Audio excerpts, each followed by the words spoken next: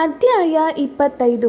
ಹೀಗೆ ಕಾರ್ತೀಕ ಮಾಸ ಮಹಿಮೆಯನ್ನು ಸತ್ಯಭಾಮೆಗೆ ತಿಳಿಸಿದ ಭಗವಾನ್ ಶ್ರೀ ಕೃಷ್ಣ ಪರಮಾತ್ಮನು, ಸತ್ಯಭಾಮೆ, ನಾರದರಿಂದ ಅತಿ ಪುಣ್ಯಪ್ರದವಾದ ವೃತ್ತಾಂತವನ್ನು ತಿಳಿದ ಪೃಥು ಮಹಾರಾಜನು ಬೀಳ್ಕೊಂಡನು.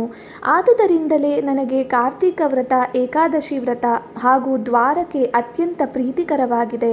ಈ ವ್ರತಾಚರಣೆ ಹಾಗೂ ನನ್ನ ದಿವ್ಯಕ್ಷೇತ್ರ ದರ್ಶನದಿಂದ ಯಜ್ಞ ಯಾಗಾದಿಗಳ ಫಲವು ದೊರೆಯುವುದಲ್ಲಿ ಸಂಶಯವಿಲ್ಲ.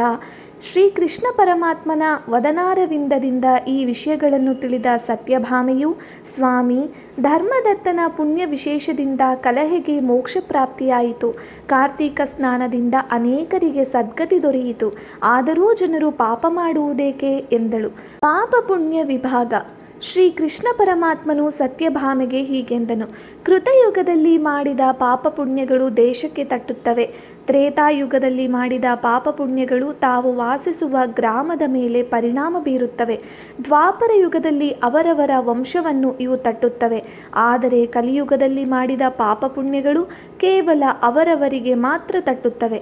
ಫಲಾಪೇಕ್ಷೆ ಇಲ್ಲದೆ ಮಾಡಿದ ಪಾಪ ಪುಣ್ಯಗಳು ದೇವರಿಗೆ ಸಮರ್ಪಿತವಾದರೆ ಅದು ಮಾನವನನ್ನು ಅಷ್ಟಾಗಿ ಪೀಡಿಸುವುದಿಲ್ಲ.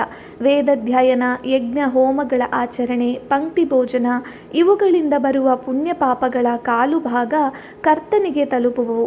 ಇತರರು ಎಸಗಿದ ಪಾಪಗಳನ್ನು ನೋಡಿದರೆ, ಕೇಳಿದರೆ, ತಿಳಿದುಕೊಂಡರೆ ಅವುಗಳಲ್ಲಿ 5ರಲ್ಲಿ 1 ಭಾಗ ಮಾತ್ರ ಕೇಳಿದವನನ್ನು ಸೇರುತ್ತವೆ.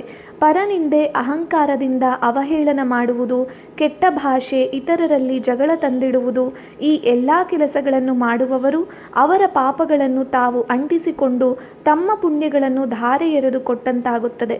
ಪುತ್ರ, ಶಿಷ್ಯ, ಪತ್ನಿ ಇವರನ್ನು ಬಿಟ್ಟರೆ ಇತರರಿಂದ ಸೇವೆಯನ್ನು ಮಾಡಿಸಿಕೊಂಡರೆ ಅವರಿಗೆ ಅದಕ್ಕೆ ತಕ್ಕ ಪ್ರತಿಫಲವನ್ನು ಕೊಡಲೇಬೇಕು.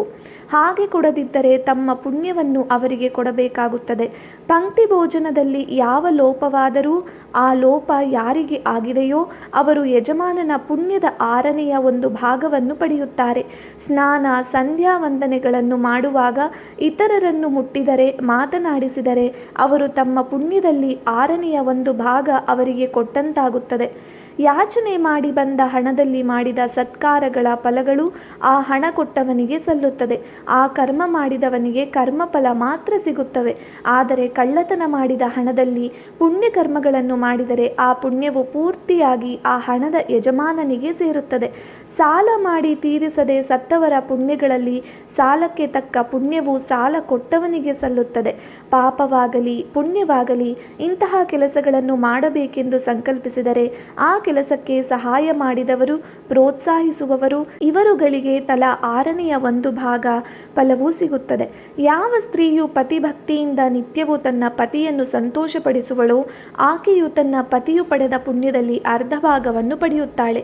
ಮಗನು ಪಡೆದ ಪುಣ್ಯದಲ್ಲೂ ಆಕೆಗೆ 6ನೆಯ 1 ಭಾಗ ಲಭಿಸುತ್ತದೆ. ಈ ರೀತಿಯಾಗಿ ಇತರರು ನಮಗೆ ದಾನ ಮಾಡದಿದ್ದರೂ ಸಹ, ಉದ್ದೇಶಪೂರ್ವಕವಾಗಲ್ಲದಿದ್ದರೂ ಜನಸಂಪರ್ಕದಿಂದಲೇ ಪುಣ್ಯ ಪಾಪಗಳನ್ನು ನಾವು ಅನುಭವಿಸಬೇಕಾಗುತ್ತದೆ. ಆದ್ದರಿಂದ ಯಾವಾಗಲೂ ಸತ್ಸವಾಸವನ್ನೇ ಮಾಡಬೇಕು ಎಂದು ಶ್ರೀಕೃಷ್ಣ ಪರಮಾತ್ಮನು ಸತ್ಯಭಾಮೆಗೆ ಹೇಳಿದನೆಂಬಲ್ಲಿಗೆ ಕಾರ್ತೀಕ ಮಾಸ ಮಹಿಮೆಯ 25ನೆಯ ಅಧ್ಯಾಯವು ಸಂಪೂರ್ಣವಾಯಿತು.